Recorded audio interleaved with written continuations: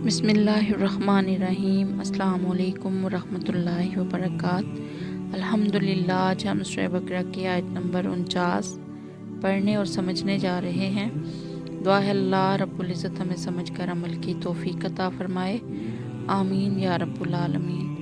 आऊज़ु बिल्लाहि मिनश शैतानिर रजीम। बिस्मिल्लाहिर्रहमानिर्रहीम।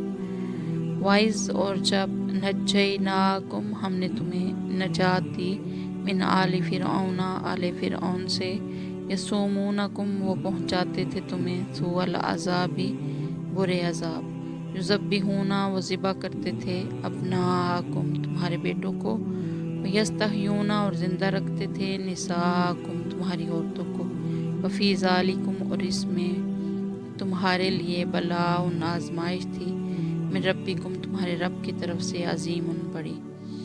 वाइज़ नज्जयनाकुम मिन आलि फ़िरऔन यसूमूनकुम सुअल अज़ाबि युज़ब्बिहूना अब्नाकुम व यस्तहयूना निसाकुम वफ़ी ज़ालिकुम बलाउन मिन रब्बिकुम अज़ीम। और वो वक्त याद करो जब हमने तुमको फ़िरऔन के लोगों से नजात दी जो तुम्हें बड़ा अज़ाब देते थे, तुम्हारे बेटों को ज़िबा कर डालते और तुम्हारी औरतों को ज़िंदा रखते थे।